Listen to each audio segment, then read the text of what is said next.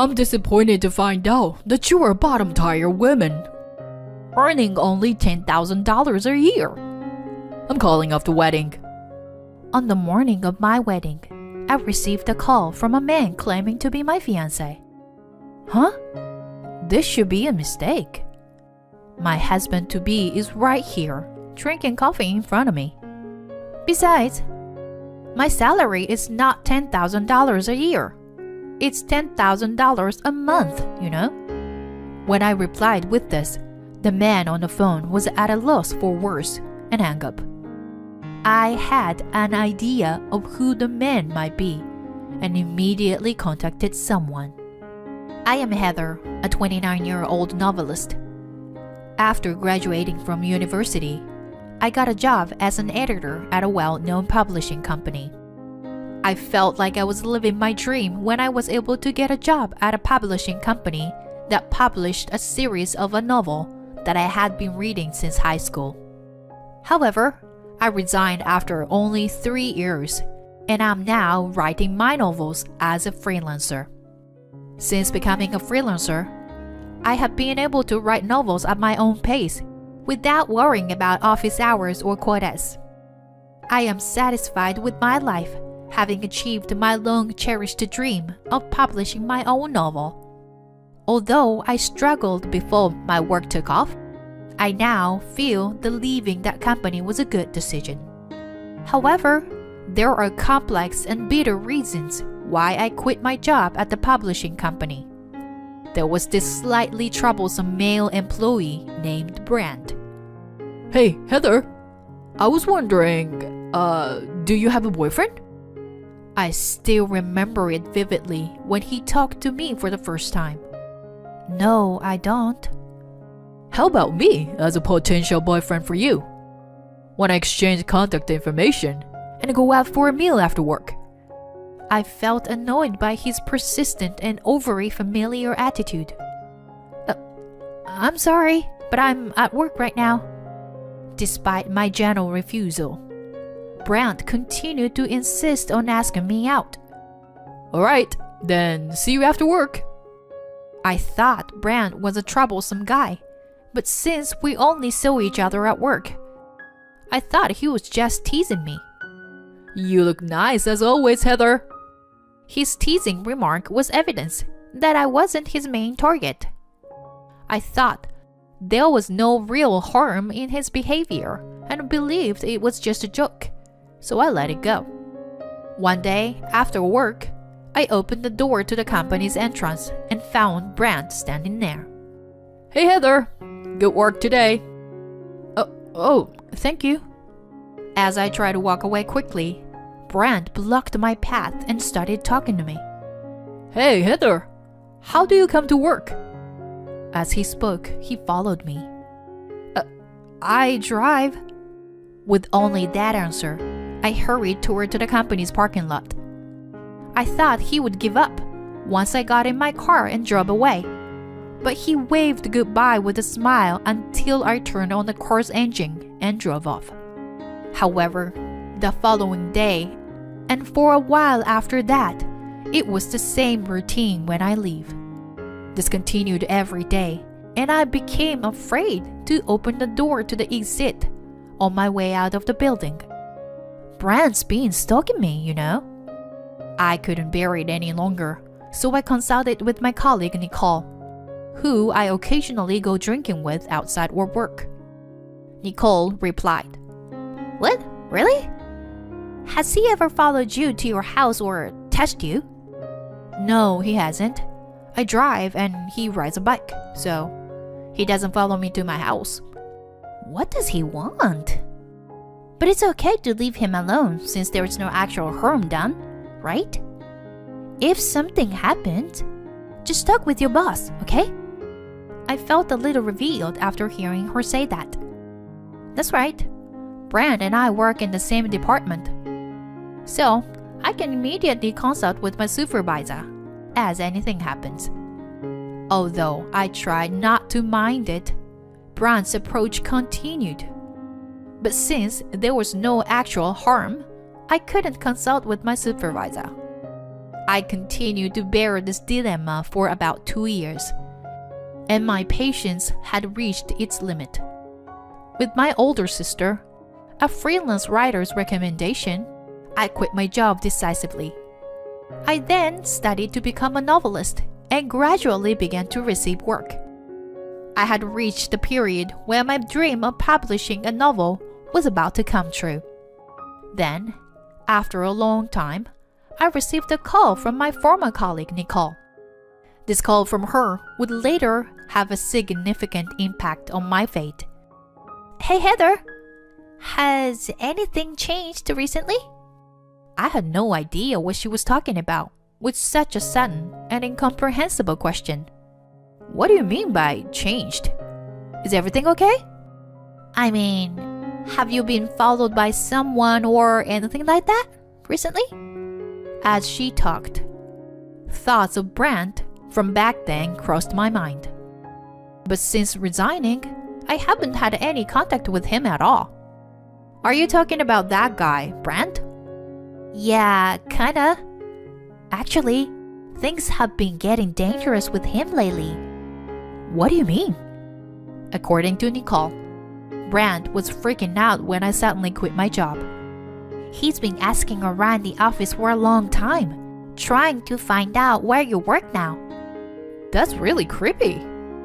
Does he know what I do or where I am?" "I don't think so, but the fact that he's been asking around so persistently and making people uncomfortable has made me worry about you." It's been 3 years since I left the company. But when I heard that Brand was still trying to track me down, I couldn't help but feel a sense of unease creeping up my spine. I'm sorry, Heather. I thought I should tell you." And then I told her something because she seemed so worried. "Thank you, Nicole. I appreciate your thoughts. I'm okay though. My fiancé will protect me, so everything will be fine." "Wait, what? Fiancé? Are you getting married?" "Yeah.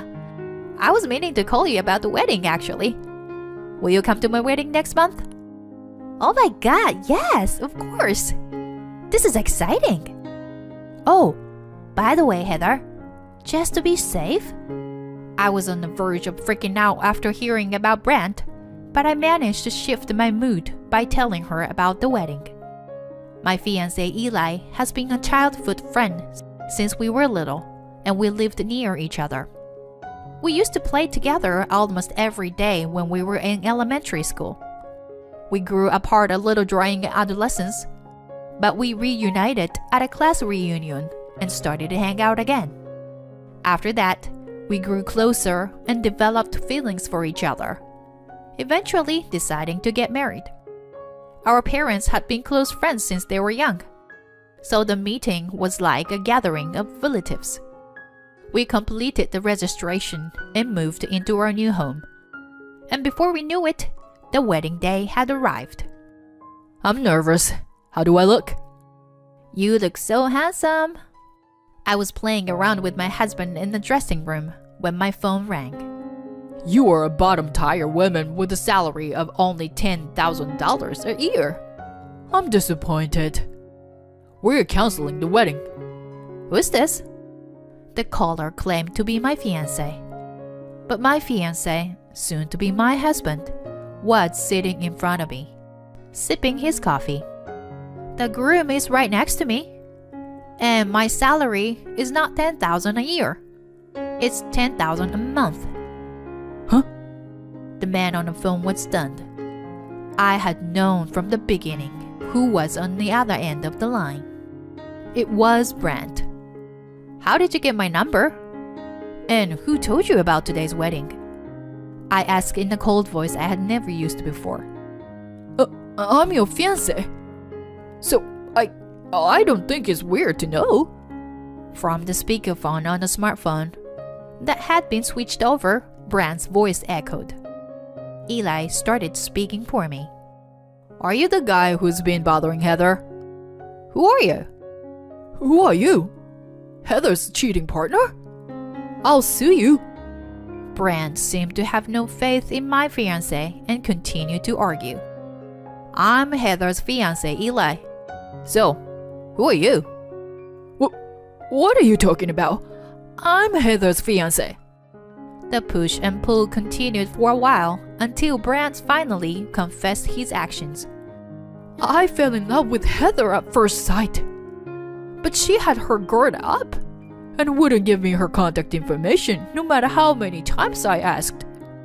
So I was planning on taking my time to get to know her. But leaving without saying anything to me, that's just cruel, Heather. As Brand revealed the truth, my fiancé Eli continued. So, how did you find out Heather's contact information?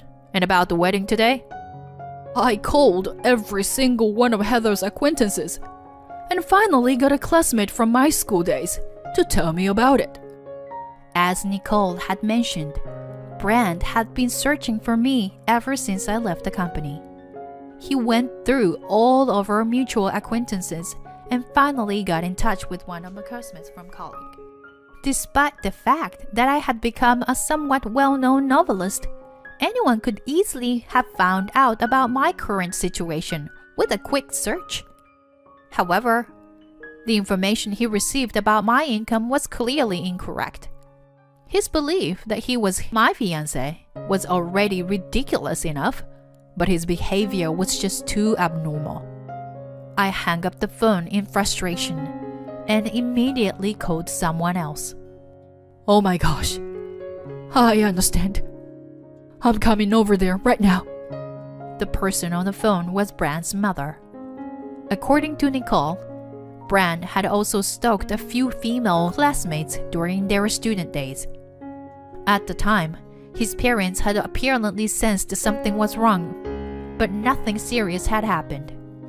It seemed that his parents were well aware of his abnormal behavior and thought process. Why don't you just call Brand's parents if something happens? I'll get the contact information for Brand's parents from a friend next time. I never imagined that Nicole's action at that time would actually be helpful. Despite the creepy phone call from Brand, our wedding proceeded smoothly. Then, towards the end, we heard shouting from outside the church. There, Brand was standing. Brand, how many times do I have to tell you? You are an outsider. That's right, Brand. Don't mix up dreams and reality. Brand was struggling against a middle-aged couple and shouting. It's not a dream. My fiancé is here. In the midst of this chaos, my real fiancé muttered quietly to me. Really? You actually came? And when Brand noticed me, he shouted at me. Heather, clear up my parents' misunderstanding. I was angry, as this happened during the climax of our wedding ceremony. What are you saying? You are the one with the misunderstanding. I'm not your fiancé. I'm going to be happy with this man, I coldly retorted to Brand, then returned to the church with Eli. Heather, you were bothered by a troublesome person. You should have talked to me about it. I smiled broadly at my father's words. You should always consult those around you before something happens. My father scolded me with parental concern, and somehow the wedding ended without incident.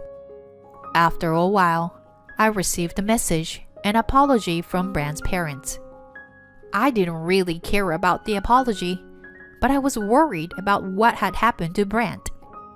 If he continued to be left unwatched, he might cause trouble for someone else, just like he did with me. My anxiety grew, so I decided to meet with Brand's parents. Heather, I'm truly sorry for what our foolish son did to you. Please accept this as a token of our apology. Please. No, I can't. I politely declined, but they insisted, so I decided to accept it. According to his parents, Brand had persistently followed and caused problems for at least 3 women in junior high, high school, and this time. In junior high, his parents dealt with the situation by placing him under protective supervision. But in high school, the female student who was a victim of his stalking remained silent and transferred to another school. So his stalking behavior was only discovered afterwards. I thought he had learned his lesson. I never expected him to bother another woman, Brent's father said with a resigned expression. We've made him quit his job and entrusted him to our eldest son living in Africa. He will not be returning for a while. Please forget about our foolish son. Brent's parents apologized deeply to me and we left. I learned that his older brother, who works as a translator for a charity in Africa, was training him in various jobs under his supervision. When I returned home and saw the compensation money that I received from Brent's parents, I was shocked. What? $20,000? This is too much. Shouldn't we return this? As I was bewildered, my husband said, I think it's okay to keep it. His parents have been manipulated by him for a long time. They were able to apologize to some of the victims, but not to all. Besides, he might be causing trouble for more people without us knowing. If you think about it that way, maybe it's better that you receive the sincere apology from them. After hearing my husband's words, I reluctantly agreed. I knew for sure there were other women like me who had suffered from his sick behavior.